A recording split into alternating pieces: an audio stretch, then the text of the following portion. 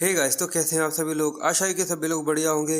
Guys, अगर आप लोगों को कोई भी पार्ट नहीं मिलता है तो आप मुझे कमेंट सेक्शन में बता सकते हैं, पर उसके अलावा वीडियो को लाइक और चैनल को सब्सक्राइब करना बिल्कुल भी मत भूलिएगा। तो पिछले पार्ट के लास्ट में हम लोगों ने देखा था कि हार्ली अपने डिवाइन गॉड के साथ यहाँ पर बात कर रही थी, पर तभी उसके पास जॉन का फोन आ जाता है और ये देखकर वो काफी ज्यादा खुश होकर जल्दी से मेकअप पोतना चालू कर देती है। जिसके बाद वो जॉन से कहती है कि क्या हुआ, और जॉन उससे कहता है कि हार्ली, क्या तुम मेरे साथ घूमने चलोगी। और जैसे ही वो उसके मुंह से ये सुनती है, एक्साइटमेंट की वजह से उसकी नाक से खून आना चालू हो जाता है। जिसके बाद स्टोरी अगले सीन से कंटिन्यू होती है। अब शोडाउन के 5 दिन पहले का सीन होता है। हमें हार्ली को दिखाते हैं जो कि काफी ज्यादा तैयार होकर वहाँ पर आई हुई थी और वो काफी ज्यादा खूबसूरत लग रही थी और वो काफी खुश होकर सोचती है कि जॉन को मेरा ये आउटफिट काफी ज्यादा पसंद आए। मैं जॉन के साथ एक ट्रिप पर जाने वाली हूँ और ये सोच कर वो बहुत ज्यादा खुश हो रही थी। और सबसे पहली बात तो ये है कि उसने खुद ये सजेस्ट किया है। मैंने ऐसा कभी सोचा भी नहीं था कि सच में ऐसा कोई दिन भी आ पाएगा। और तभी पीछे से एक आवाज आती है कि स्कॉर्पियन, तुम तो कुछ जरूरत से ज्यादा ही जल्दी यहाँ पर आ गई। जैसे वो कहती कि जॉन तुम यहाँ पर आ गए, और जैसे वो साइड में देखती है तो उसका पूरा मूड पूते खराब हो जाता है, क्योंकि पूरी पलटन पहले से पूते तैयार खड़ी हुई थी। केविन कहता है तो चलो सभी लोग यहाँ पर आ चुके हैं तो चलते हैं। और वो हैरानी के साथ कपकपाते हुए कहती है क्या तुम सभी। और जॉन पीछे से कहता है कि सभी लोग इस चीज के लिए तैयार है तो चलो हम लोग निकलते हैं। और वो बुरा सा मुंह बनाते हुए कहती कि जॉन, तुमने तो कहा था कि हम लोग बाहर जाने वाले हैं, तो क्या तुम्हारा मतलब सभी लोगों से था। तो वो खुश होकर कहता है कि बिल्कुल, और क्या। और ये सुनते से उसका मूड खराब हो जाता है और वो सोचता है कि प्लीज अपने आप को संभाल कर रखो। जिसके बाद जॉन कहता है चलो अब आगे बढ़ते हैं, हम सभी को ऑस्ट्रेलिया जाना है। और हमें ऑस्ट्रेलिया का सीन दिखाया जाता है, जिसके बाद हमें पत्थर की बनी हुई एक टेबल के ऊपर कई सारे हथियार दिखाए जाते हैं और कैप्रिकॉर्न का हथौड़ा लगातार उस सभी को तोड़ रहा था। और वो काफी गुस्से में ये सब देखकर सोचता है कि ये चीज बिल्कुल भी काफी नहीं है और इस तरीके के डिवाइन आर्टिफैक्ट के कैलिबर के साथ मैं कभी भी जॉन को नहीं हरा पाऊंगा। और ये है कैप्रिकॉर्न का डिवाइन गॉड वोलुन। और वो गुस्से में बाकी सभी को भी तोड़ते हुए कहता है, और वो बेवकूफ इंसान, क्या वो सच में इस तरीके के कचरे के साथ जॉन को हराने के बारे में सोच रहे हैं। उन लोगों ने एक ऐसी लड़ाई मोल ले ली है जो कि कभी भी वो चाहकर भी नहीं जीत पाएंगे। और आखिर वो क्यों चाहते हैं कि उनकी फैलाई हुई गंद को यहाँ पर मैं साफ करूं। और तभी पीछे एक गुलाबी कलर का पोर्टल ओपन होता है, जिसमें से आवाज आती है। देखकर लगता है कि ब्लैकस्मिथ, तुम काफी ज्यादा बड़ी दिक्कत के अंदर हो। और वो पीछे की तरफ देखकर कहता है, पर एरीज कहता है कि इससे फर्क नहीं पड़ता कि अगर तुम कितने गुस्से में हो, पर तुम्हें अपनी डिग्निटी को मेंटेन करना चाहिए एज अ डिवाइन गॉड। मैंने इसके बारे में सुना है कि तुम्हारे डिवाइन कार्ड जॉन से यहाँ पर लड़ने वाला है। मैंने सुना है कि जॉन का सामना करने के लिए तुम्हारे डिवाइन कार्ड को उन लोगों ने शर्त पर रख दिया है। और अगर तुम्हें ऐसा लगता है कि तुम्हारे डिसाइपल्स किसी काम के नहीं है तो क्यों ना तुम खुद जाकर जॉन से लड़ाई करो। वो कहता है कि बकवास करना बंद करो और अपने काम से काम रखो। पर एरिस उसे और भी ज्यादा उत्तेजित करते हुए कहता है कि आज तुम्हें क्या हो गया। मुझसे ये मत कहना कि तुम यहाँ पर अपना गुस्सा निकालने वाले हो, इसकी बजाय कि तुम पर्सनली जाकर वहाँ पर सारी चीजों को निपटाओ। क्या ये सब इसी वजह से है क्योंकि तुम्हें खुद भी चीज का कॉन्फिडेंस नहीं है कि तुम जॉन को जाकर वहाँ पर हरा सकते हो। जैसे कैप्रिकॉर्न ये सुनता है तो वो और भी ज्यादा गुस्से में चिल्लाते हुए कहता है कि बकवास करना बंद करो और तुरंत यहाँ से निकल जाओ एरिस। पर एरिस तो ये देखकर उसकी और ज्यादा मजे लेते हुए कहता है, क्या मैंने यहाँ पर किसी दुखती हुई नस पर हाथ रख दिया या फिर तुम्हारे सिर में कोई कील ठोक दी। जिसके बाद वो आगे कहता है कि सुनो कैप्रिकॉर्न, शांत हो जाओ और मेरी बात सुनो। मेरे पास तुम्हारी प्रॉब्लम का एक सॉल्यूशन है। ये सुनकर वो कंफ्यूज था और वो कहता है इसकी वजह से जितनी भी चीजें हैं यहाँ पे पूते से बदली जा सकती है। और वो भी ये देख कर बहुत ज्यादा शौक रह गया था। वो कहता है कि एरीज, तुम अपने साथ बैक वाटर गॉड्स को भी लेकर आ गए हो, जिन्हें गॉड रेल्म के अंदर से बाहर निकाल दिया गया था। ये लालची बेकार से भगवान। पर वो आंखें कहती है कि ये कुछ जरूरत से ज्यादा ही हार्श नहीं था।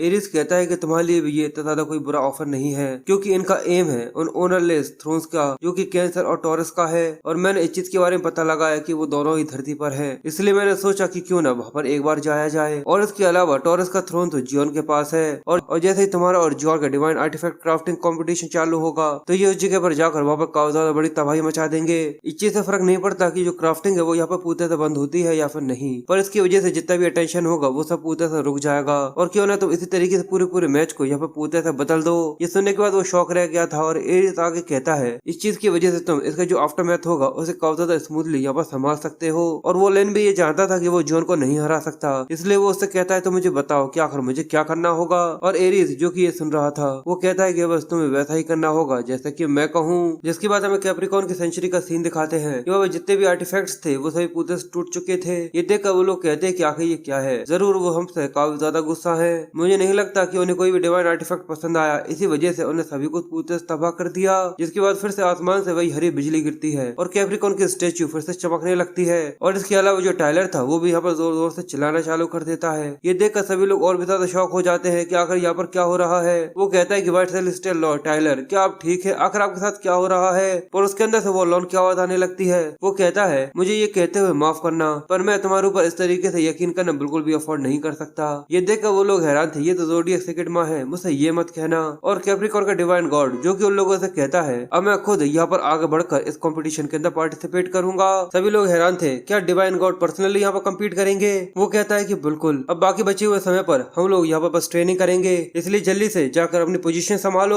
और वो कहते हैं कि ठीक है, और तुरंत ही वहाँ से गायब हो जाते हैं। जिसके बाद वो लोग वोलेंट के इंस्ट्रक्शंस के साथ यहाँ पर काम करना चालू करते हैं और लगातार बस अपनी ट्रेनिंग के ऊपर ध्यान देते हैं। पर दूसरी तरफ जियोन और उसकी पार्टी तो बस यहाँ पर एंजॉय करने में लगी हुई थी। एक तरफ वो लोग जो कि बस यहाँ पर अपने आप को मास्टर करने में लगे हुए थे, दूसरी तरफ वो लोग तो बस यहाँ पर टाइम पास कर रहे थे और काफी ज्यादा एंजॉय कर रहे थे। एक तरफ वो लोग जो कि थक हार चुके थे और पूरे तरह पागल हो रहे थे, पर दूसरी तरफ वो लोग तो बस वेकेशन बनाते हुए अपने दिमाग को रिलैक्स कर रहे थे और इस चीज को काफी ज्यादा एंजॉय कर रहे थे। और एक तरफ जहाँ पर उनकी ट्रेनिंग लगातार चल रही थी, दूसरी तरफ लगातार इनके वेकेशन चल रहे थे और बस समय इसी तरीके से आगे बढ़ता रहता है। जहाँ पर एक तरफ तो वो लोग अपनी लिमिट्स को सरपास करने में लगे हुए थे और दूसरी तरफ हंस कर उनका पेट दर्द करने लगा था। और सच में इस तरीके से निकलते हुए दिन देखना काफी ज्यादा फनी था। जिसके बाद अब वो दिन आ जाता है जिसके लिए इन सभी को काफी समय से इंतजार था, डिवाइन आर्टिफैक्ट क्राफ्टिंग शोडाउन, जो कि कैप्रिकॉन और जॉन के बीच में था। सभी लोग लगातार बस उन्हें चेयर पे चेयर किए जा रहे थे और वहीं पर अनाउंस करते हुए बताता है कि एक तरफ जो कि कैप्रिकॉन है, सच में उनकी हालत देखना काफी ज्यादा फनी था।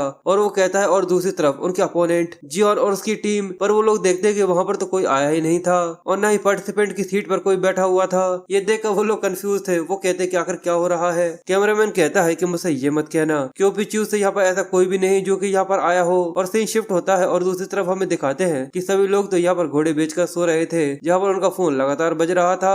तभी हार्ले की नींद खुलती है जो कि कहती है कि सच में हम लोग तो काफी गहरी नींद में यहाँ पर सोए हुए थे। और जैसे ही वो फोन देखती है तो उसका मुंह खुला का खुला रह जाता है। वो जोर जोर से चिल्लाकर सभी लोगों से कहती है कि हम लोग लेट हो चुके हैं, जल्दी से सभी लोग उठ जाओ, हम लोग काफी ज्यादा लेट हो चुके हैं। और वो कहते हैं कि जल्दी करो जियोन। और वो देखते हैं कि जियोन भी खुद वहाँ पर सोया पड़ा हुआ था। पर उसका ये सोया हुआ चेहरा देखकर वो अपने फिल्टर मोड के अंदर चले जाती है और यहाँ पर फिर से एक और बार उसकी नाक से खून आना चालू हो चुका था और वो फिर से यहाँ पर गिरकर बेहोश हो जाती है। फिर हमें पिछली रात का सीन दिखाते हैं कि होटल के अंदर सभी लोग काफी ज्यादा थक चुके थे। वो कहते हैं कि हम लोगों ने पागलों की तरह यहाँ पर पार्टी करी है। युहा भी कहती है कि सच में हम लोग काफी ज्यादा थक चुके हैं। हुगो भी हंसते हुए कहता है, लगता है कि सभी लोगों ने अपनी पूरी ताकत यहाँ पर मजे करने के लिए निकाल दी, पर क्या तुम लोगों को लगता है कि तुम लोग सभी सुबह सुबह जल्दी से उठ जाओगे? जैसे ही वो लोग ये सुनते हैं तो वो लोग शौक से रह जाते हैं। पूरे में यहाँ पर शांति छा गई थी। अगले पल सभी लोग यहाँ पर तेजी से अलार्म लगाना चालू कर देते हैं, जितना ज्यादा हो सके उतना ज्यादा। पर तभी जियोन उन लोगों को रोकते हुए कहता है कि ठीक है, मैं तुम लोगों को उठा दूंगा। ये सुनकर वो कंफ्यूज था। जियोन कहता है, क्योंकि वैसे भी मैं पूरी रात जागने वाला हूँ।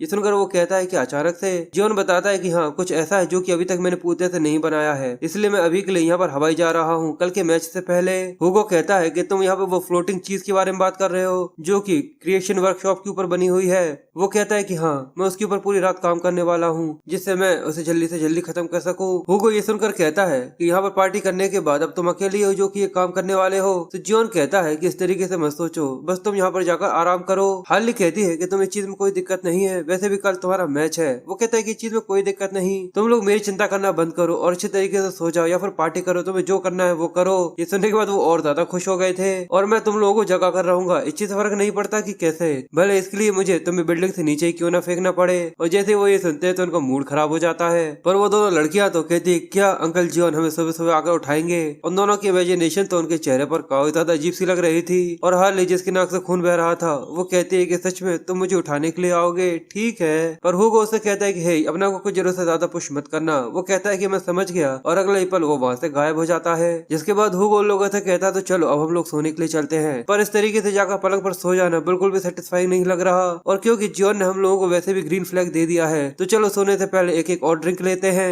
और ये सुनते ही उन लोगों का मूड फिर से चेयर हो जाता है। और अभी तो बस 10 बजे हैं, अभी तो हम लोगों के पास बहुत ज्यादा टाइम है, अच्छे से पियो जिसके बाद हम लोग सो सकते हैं। और वो लोग बस खुलकर पार्टी करने में लगे हुए थे। और वो कहते हैं कि हम लोगों को जियोन के ऊपर भरोसा है, वो मॉन्स्टर से लड़ते हुए हम लोगों को सुबह उठा भी सकता है, तो हम लोगों को चिंता करने की जरूरत ही नहीं। पर अगले ही पल वो रोते हुए कहता है कि तुमने तो हमसे कहा था कि हम लोगों को चिंता करने की जरूरत नहीं है, तुम कमीने कहीं के। तो आखिर तुमने हम लोगों से झूठ क्यों बोला था और आखिर तुम यहाँ पर क्यों पड़े हुए हो। जियोन आधी नींद में कहता है कि मैं पूरी रात जागा हुआ था, मैं बस थोड़ी देर आंखें बंद करना चाहता था और न जाने कब मेरी आंख लग गई। और जियोन आगे कहता है कि मेरे जाने के बाद तुम लोग कितनी देर तक पार्टी करते रहे थे। स्कॉर्पियन अभी तक बेहोश है कि उसकी नाक यहाँ पर बह रही है, पर वो कहता है कि बेवकूफ, तुम्हें भी पता है कि ये फैटिक की वजह से नहीं है। और वो कहता है कि वैसे भी हम लोग यहाँ पर लेट हो चुके हैं, तो वहाँ पर जाने के लिए हम लोगों को एक सवारी की जरूरत है। और जैसे वो ऐसा कहता है तो वहाँ पर काफी तेजी से छाव आना चालू हो जाती है और ये देखकर वो लोग कंफ्यूज थे। वो कहते हैं कि अगर अचानक आसमान में इतना ज्यादा अंधेरा क्यों हो गया। और जैसे वो लोग देखते हैं कि उन लोगों के सामने क्या था, उन लोगों के मुंह से तो चीख निकल जाती है। जिसके बाद हमें अरीना का सीन दिखाते हैं जहाँ पर एक कंपटीशन होने वाला था। सभी लोग बस यही बात कर रहे थे कि आखिर क्या हो रहा है, आखिर ओपी चूज अभी तक यहाँ पर क्यों नहीं आया, उसका कोई भी मेंबर यहाँ पर क्यों नहीं है। सच में ये चीज तो बिल्कुल भी प्रेडिक्ट नहीं करी थी। और मैच के रूल्स के अकॉर्डिंग अगर ओपी चूज का कोई भी मेंबर 20 मिनट के अंदर यहाँ पर नहीं आता है तो ऑटोमेटिकली वो यहाँ पर डिस्क्वालीफाई हो जाएगा। और ये देखकर वो लोग काफी ज्यादा गुस्सा होते हैं और वो कहते हैं क्या उन लोगों में से एक तक यहाँ पर नहीं आया, क्या वो हम लोगों को इतना ज्यादा कम आंकते हैं। पर वुलन कहता है मुझे लगता है कि वो हम लोगों से इतना ज्यादा डर गया कि वो यहाँ पर हम लोगों से कम्पीट तक नहीं करना चाहता। तो उसके साथी कहते हैं कि हाँ आपने बिल्कुल सही कहा, ओपी चूज के वो कमीने सच में पूरा कचरा है। पर अंदर ही अंदर वो भी घबराते हुए कहता है कि ये काफी ज्यादा रिलीफ की बात है। मुझे नहीं पता कि आखिर वहाँ पर क्या हुआ है, पर हमारे लिए सच में काफी ज्यादा बेस्ट केस सिनेरियो है। सच में इस चीज ने तो पूरे से स्क्रिप्ट को बदल कर रख दिया। जियोन ने तो इस चीज को ऐसा कर दिया कि अगर वो यहाँ पर नहीं आया तो हम लोग यहाँ पर वैसे भी जीत जाएंगे।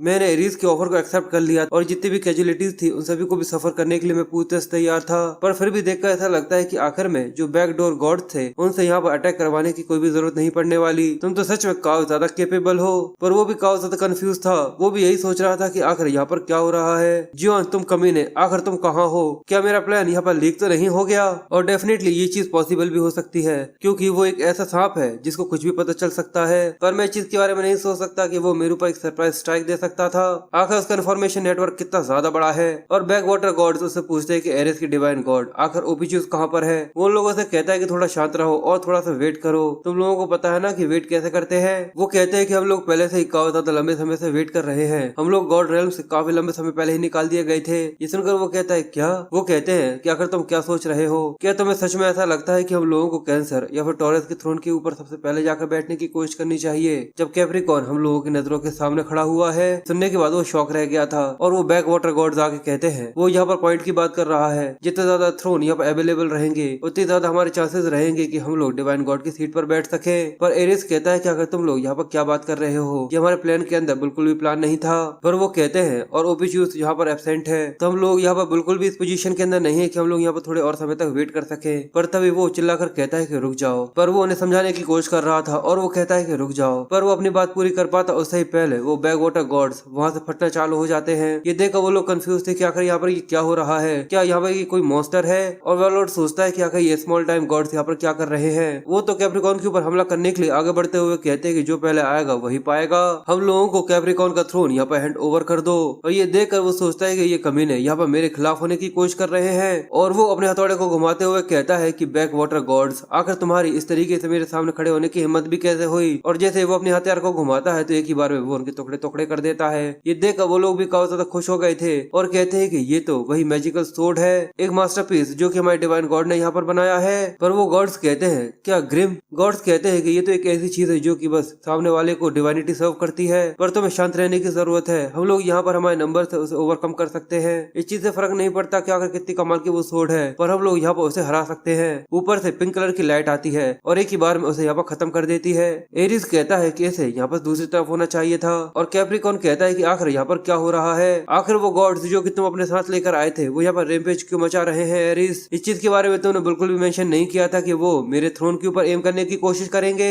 एरिस कहता है कि मुझे चीज के लिए माफ कर देना, पर वो बेवकूफ पूरी तरह से आउट ऑफ कंट्रोल हो गए। पर तुम्हें अपने आप को उनके साथ यहाँ पर जरा सा भी कंसर्न करने की जरूरत नहीं है क्योंकि मैं खुद उनसे यहाँ पर निपट लूंगा। पर ये देखकर कैप्रिकॉर्न चिल्लाते हुए कहता है कि तुम्हारा दिमाग पूरी तरह से खराब हो चुका है कि तुम यहाँ पर अपने रॉयल स्किल को इस्तेमाल करने वाले हो। एरिस कहता है कि पर मेरे पास यहाँ पर कोई और चॉइस नहीं है।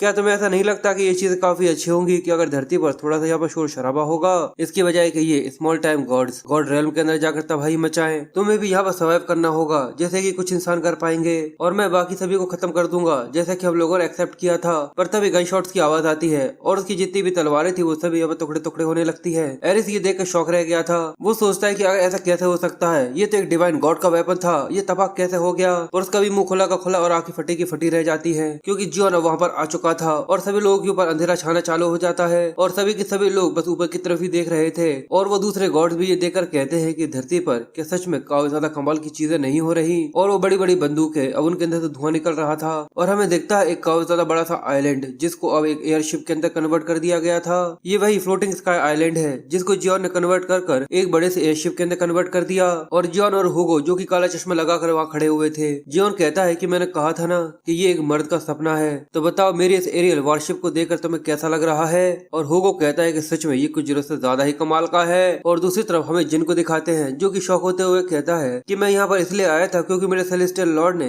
डिवाइन आर्टिफैक्ट क्राफ्टमैन कंपटीशन के लिए मुझसे कहा था कि मैं इसे जज सर्व करूं। पर देखकर लगता है कि जॉन फिर से कुछ जरूरत से ज्यादा ही आगे बढ़कर उसने काफी ज्यादा बड़ी मुसीबत फिर से खड़ी कर रख दी है। जिसके बाद हमें बताया जाता है जैसे कि डायनासोर्स, ट्रांसफॉर्मेशन, कंबाइनिंग मेका और ऑटोमोबाइल्स और ऐसे काउंटलेस फैंटेसीज हैं जो इस दुनिया के अंदर इंसान को पूरा सा पागल कर देती है। और जॉन भी एक समय पर उन्हीं लोगों में से एक हुआ करता था और उसको पागल करने वाली चीज थी एक एरियल बैटलशिप, जो कि अब उसने यहाँ पर बनाकर अपने लिए तैयार कर ली है। जियोन ने कारकना उसके शरीर के साथ अबेंडेंस की क्रॉप को यहाँ पर मिला दिया, जिसके बाद उसे स्काई आइलैंड के साथ यहाँ पर फ्यूज कर दिया, जिससे उसका सबसे ज्यादा बड़ा सपना यहाँ पर पूरा हो गया। जिसके बाद वो नीचे की तरफ देखते हुए कहता है, देखा ऐसा लगता है कि वो बेशरम बूढ़ा इंसान वो इस सब के पीछे है। और एरिस अब उन सभी गॉड से कहता है कि अगर तुम लोग क्या कर रहे हो, ओपी चीज यहाँ पर है और उसके पास टोरस का थ्रोन है, तो जाकर उसके ऊपर हमला करो। वो लोग घबराते हुए कहते हैं क्या उस चीज के ऊपर हमला करो। ये सुनकर जियोन कहता है कि तुम्हारे अंदर काफी ज्यादा हिम्मत है कि तुम धरती के अंदर आ गए, पर इतनी हिम्मत नहीं कि तुम मेरे ऊपर आकर हमला कर सको।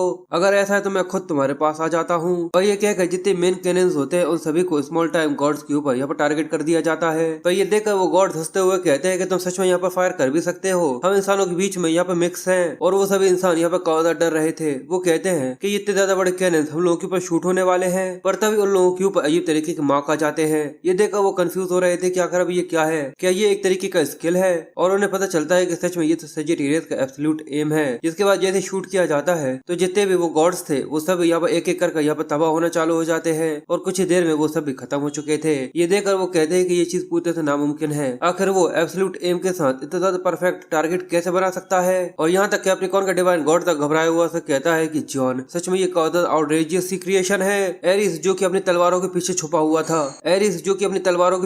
हुआ था वो कहता है कि डैम इट, लगता है कि अभी के लिए हम लोगों को यहाँ से जाना होगा। और वो गॉड्स भी कहते हैं कि ये सुनकर हमें भी काफी ज्यादा अच्छा लग रहा है। जियोन कहता है कि पर आखिर तुम्हें क्या लगता है, क्या कर तुम यहाँ से कहाँ जा रहे हो। एरिस कहता है कि मैं ऐसा नहीं हूँ कि मैं बस यहाँ पर खड़ा रहूँ और तुमसे मार खाता रहूँ। और ये कहकर वो अपनी बड़ी बड़ी तलवारों को निकाल कर उसके ऊपर हमला करने के लिए तैयार हो जाता है। और उन दोनों के बीच में काफी ज्यादा जोर जोर से अटैक्स होने चालू हो जाते हैं। और इन अटैक्स की वजह से वहाँ पर पूरे में धुआं धुआं हो गया था। ये देखकर कैप्रिकॉर्न एक बड़ी से मैकेनिकल रोबोट को बुलाकर अपने आप को यहाँ पर सिक्योर करने की कोशिश करता है। और जियोन ये देखकर सरप्राइज था। वो कहता है कि सच में वो बूढ़ा आदमी भागने में सच में काफी ज्यादा बड़ा प्रो है। वो बिल्कुल वैसे ही भाग गया जैसे कि उसने अपने सेंट और बाकी सभी को छोड़कर भागा था। हुगो उससे कहता है तो बताओ आखिर अब हम लोग क्या करने वाले हैं। पर जियोन मुस्कुराकर कहता है कि हम लोगों को उसका पीछा करने की बिल्कुल भी जरूरत नहीं है। अभी जिस चीज के ऊपर हम लोगों को फोकस करने की जरूरत है वो ये है, क्योंकि देखकर ऐसा लगता है कि ज्यादातर चीजों को अब कंट्रोल में ले लिया गया है। तो चलो सबसे पहले वही खत्म करते हैं जिसके लिए हम लोग यहाँ पर आए थे। और ये कहकर वो जंप कर देता है और सीधे नीचे आकर खड़ा हो जाता है।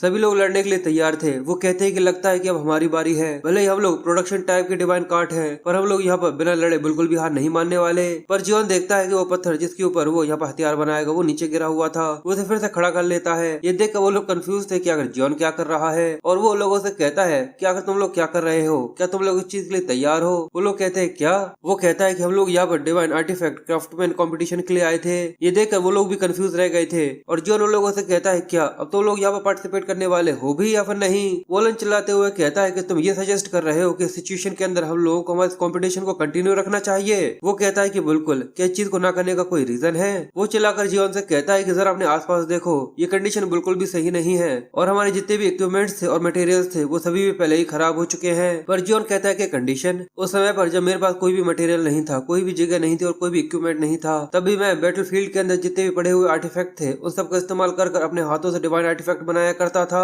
इक्विपमेंट्स टूट जाते थे, मटेरियल्स भी पूरी तरह से कचरा थे और वो हमें और हर समय पर वो बस टूटते ही रहते थे। पर इस सब के बाद भी कोई मॉन्स्टर, कोई गॉड, कोई सेंट इस तरीके के टेंटम्स नहीं फेंक सकता। और तुम ये कहना चाहते हो कि तुम्हें काफी ज्यादा अच्छे स्टफ्स चाहिए, वो भी नए के नए। हमारी स्ट्रेटेजी यही है कि यहाँ पर जितनी भी ज्यादा पड़ी हुई चीजें हैं सभी का इस्तेमाल करो और सबसे कोई अच्छी सी चीज बनाओ और इसी तरीके से चीजें यहाँ पर पूरी तरह से सही होने वाली है। ऐसे फर्क नहीं पड़ता क्या आखिर यहाँ पर कितनी ज्यादा बेकार कंडीशन के अंदर तुम क्यों ना हो और तुम अपने आप को कोई आर्टिशन कहते हो ना, और उसके बाद भी तुम यहाँ पर इक्विपमेंट्स के लिए रो रहे हो और अच्छी कंडीशन के लिए रो रहे हो। तुम लोग तो वो इंसान हो ना जिनको चीजें बनाने इतना ज्यादा पसंद है कि तुम चीजों को तब तक बनाते हो जब तक लोग तुमसे यहाँ पर आर्टिसन कहना चालू ना कर चुके थे। और उसकी बात सुनकर वो लोग काफी ज्यादा मोटिवेटेड हो जाते हैं और उनका डिवाइन गॉड कहता है कि इसने बिल्कुल भी गलत नहीं कहा। एक अच्छा डिवाइन आर्टिफैक्ट बनाने के लिए देखकर नहीं लगता कि एक अच्छी जगह या फिर एक अच्छे समय की जरूरत होती है और इस चीज से खुश होना चाहिए जब कोई इंसान उसे सही तरीके से इस्तेमाल करता है। और यही एक चीज है जो कि हम लोगों को चाहिए होती है। और इस कंपटीशन के शुरू करने से पहले हम लोग इस चीज के लिए लड़ रहे थे कि आखिर यहाँ पर सुपीरियर कौन है एज अ क्रिएटर, पर मैं तो फंडामेंटल्स को पूरे से भूल ही गया था।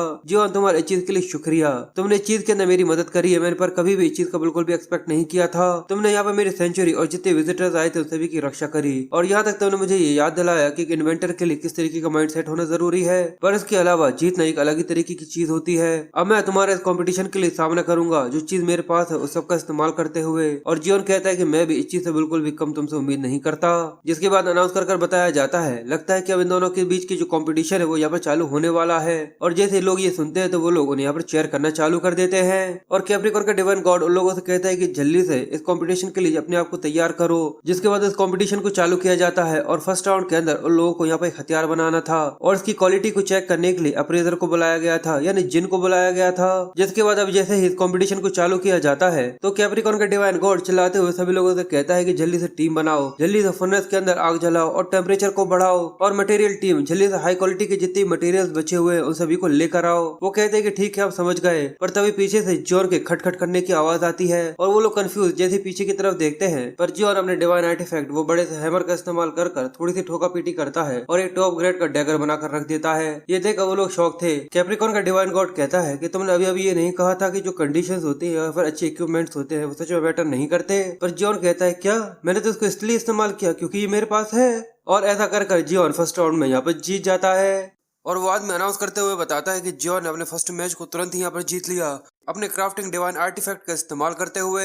और जिन कहता है कि तुम्हारी नजरें काफी ज्यादा अच्छी होनी चाहिए जिससे तुम काफी अच्छी गियर्स को उठा सको, बिल्कुल किसी प्रो की तरह। और अगर तुम ऐसा कर लेते हो तो तुम उसका भी इस्तेमाल कर सकते हो। क्यों, मैंने सही कहा ना। और वोलन जो कि काफी परेशान हो रहा था वो कहता है कि डैम इट, अगर सोचा जाए तो मैं इस कमीने की गलती से ट्रिक के अंदर फंस गया। और उसके लोग उसे शांत करने की कोशिश कर रहे थे कि प्लीज डिवाइन गॉड शांत हो जाइए। और वो वहाँ पर और भी जिसके बाद वो लोग वहाँ पर कई सारे इक्विपमेंट्स लेकर आ जाते हैं और कहते हैं कि अभी भी देखिए हम लोगों के पास ऐसे कई सारे अनेबल मटेरियल्स हैं और इक्विपमेंट्स हैं, तो हम लोग यहाँ पर एक शॉट दे सकते हैं। अब हमारी बारी है। ये देखकर वॉलन कहता है कि बिल्कुल ये काफी अच्छा है, अगर चीजें इसी तरीके से चलने वाली है तो हम लोग फिर से स्ट्राइक बैक करेंगे और जीतेंगे, चाहे इसके लिए हमें कुछ भी क्यों ना करना पड़े। और वो कहता है कि हम लोग फर्स्ट राउंड में हमारी हार मानते हैं और अकॉर्डिंग टू द रूल्स जो भी यहाँ पर हारेगा वो अगले मैच का थीम चुनेगा और सेकंड मैच की जो थीम रहेगी उसे हम लोग चुनेंगे। मैंने सही कहा ना। जॉन कहता है कि बिल्कुल जैसा कि तुम्हें सही लगे। और वो सोचता है कि ऐसा ही मुझे लगा था। और वो खुश होकर अनाउंस करते हुए बताता है कि जो सेकंड राउंड की थीम रहेगी वो मास प्रोडक्शन रहेगी। और ये सुनने के बाद जॉन के चेहरे पर भी थोड़ी सी सीरियसनेस आ गई थी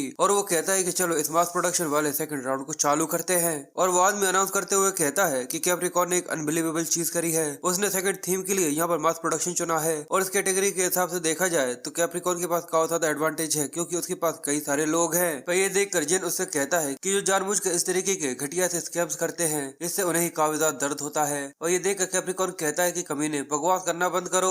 और जॉन की पूरी पार्टी उसे बू करने लगती है, कहती है कि तुम लोग डरपोक हो। कैप्रिकॉर्न गुस्सा करते हुए कहता है कि हाँ, जैसे कि first round fair and square था। और वो लोग तो यहाँ पर फटाकों के साथ भी चिल्ला रहे थे कि तुम एक डरपोक हो। और ये देखकर वो चिल्लाते हुए कहता है कि सच में तुम लोग लगता है कि पूरे था पागल हो गए हो। और जॉन कहता है मुझे लगा ही था कि तुम ऐसा कुछ जरूर करोगे, पर पहली बार की फ्री विन मिलने की वजह से मैं पूरे सेटिस्फाई हूँ। तो तुम लोग आगे बढ़ो और जैसा तुम्हें सही लगे वैसा कर सकते हो। कैप्रिकॉर्न का गॉड कहता है कि तुम अभी भी यहाँ पर टफ बनने की एक्टिंग कर रहे हो। जिसके बाद वो सोचता है कि मास प्रोडक्शन मिशन थीम के लिए तुम्हें यहाँ पर 50 वेपन बनाने होंगे और साथ ही 50 आर्मर भी दिए हुए समय के अंदर। और जैसे ही सेकंड राउंड को यहाँ पर चालू किया जाता है, कैप्रिकॉर्न और उसकी टीम यहाँ पर लग जाती है अपने काम पर। कैप्रिकॉर्न कहता है अपने साथियों से कि जल्दी से मटेरियल को तैयार करो, जल्दी और प्रिसाइसली। जिसके बाद फर्नेस की टेम्परेचर को यहाँ पर बढ़ाना चालू करो, जिसके लिए फायर स्पिरिट सैलेमेंडर की पावर को इस्तेमाल करो। तो वो आदमी भी चिल्लाकर कहता है कि कैप्रिकॉर्न के क्राफ्टमैन काफी ज्यादा तेजी से यहाँ पर काम कर रहे हैं, क्योंकि अकेले काम करने के बजाय टीम में काम करना काफी ज्यादा तेज होता है, क्योंकि हर एक इंसान एक समय पर अपने इक्विपमेंट के ऊपर काम कर रहा है। और वही देखना चाहिए कि जॉन की सिचुएशन कैसी है। पर वो ये देखकर शॉक हो जाता है और कहता है कि जॉन तो यहाँ पर पूरे में कैजुअली घूम रहा है, जैसे कि उसे इस मैच से कोई मतलब ही ना हो। कैप्रिकॉर्न के लोग सोचते हैं कि उसने यहाँ पर सेकंड राउंड के अंदर हार मान ली है। तो एक लड़की कहती है कि शायद वो यहाँ पर यही प्लान कर रहा है कि अपनी स्ट्रेंथ को बचा कर रखे, जैसे वो थर्ड थीम के अंदर यहाँ पर अपने आप को एडवांटेज के अंदर लेकर आ सके। पर कैप्रिकॉर्न के डिवाइन गॉड कहता है कि उसे भूल जाओ, हम लोगों को बस सेकंड राउंड के ऊपर फोकस करना है। तो वो कहते हैं कि ठीक है और फिर से अपने काम में लग जाते हैं। पर जियोन तो वहाँ पर टूटी फूटी तलवारों में लगा हुआ था। ये देख यूजिन गुस्से में कहता है कि थीम पहले से काफी ज्यादा हार्ड है, तो आखिर ये बेवकूफों की तरह आसपास क्यों घूम रहा है कि ये चीज पूछते थे ठीक है कि इतने आसानी से ये उन्हें एक पॉइंट दे दे। पर सभी लोग तो बस यूजिन को घूर घूर कर देख रहे थे। ये देखकर वो कहता है कि क्या हुआ, अगर तुम सभी लोग मुझे इस तरीके से घूर घूर कर क्यों देख रहे हो। केविन कहता है कि लगता नहीं है कि तुम अभी तक जॉन को सही तरीके से जानते हो। स्टीवन भी कहता है कि बिल्कुल ये शर्म की बात है, पर हाँ ये हो रहा है। और ऐसे ही सभी लोग यहाँ पर जॉन के बारे में बातें करना चालू कर देते हैं। और ये देखकर यूजिन काफी परेशान हो रहा था। जिसके बाद हुगो उसे बताता है कि तुम्हें ऐसा लग रहा है कि जॉन ने इस राउंड के अंदर गिव अप कर दिया है, पर जरा वहाँ पर देखो, क्या उसे देखकर ऐसा सच में लग रहा है कि उसने यहाँ पर गिव अप कर दिया है या फिर कुछ और। पर वो तो वहाँ पर मटेरियल्स देख रहा था। वो कहता है कि ये काफी अच्छा है, मैंने ऐसा सोचा नहीं था कि वो बूढ़ा आदमी मेरी इस तरीके से मदद कर देगा। इन सभी तलवारों को मैं ऐसा मटेरियल यहाँ पर इस्तेमाल कर सकता हूँ। जिसके बाद वो एक एक कर सभी तलवारों को निकाल कर अपने पास इकट्ठा करना चालू कर देता है। और जैसे वो कई सारी तलवारों के टूटन को यहाँ पे इकट्ठे कर लेता है। जिसके बाद वो कहता है तो चलो अब इस चीज को चालू करते हैं। और वो अपना हथौड़ा घुमाकर यहाँ पर अपना काम चालू कर देता है। सबसे पहले वो लगातार उससे मटेरियल्स को तोड़ता है। जिसके बाद वो सेजिटेरियस की फ्लेम का इस्तेमाल करते हुए वहाँ पर तलवारें बनाना चालू करता है। जिसके बाद वो स्किल थंडर क्लॉक का इस्तेमाल करते हुए उसके ऊपर यहाँ पर पैटर्न्स को ग्रेव करना चालू कर देता है। और वो सभी जॉन की स्पीड को देखकर शौक से रह गए थे, क्योंकि जॉन जो डिवाइन आर्टिफैक्ट्स बना रहा है उसकी स्पीड काफी ज्यादा तेज है और वो काफी ज्यादा कमाल के लग रहे हैं। और सभी लोग जो कि जॉन के डिवाइन आर्टिफैक्ट्स देख रहे थे वो लोग भी काफी शौक से रह गए थे। उनकी चमक देखकर वो लोग भी काफी शौक थे।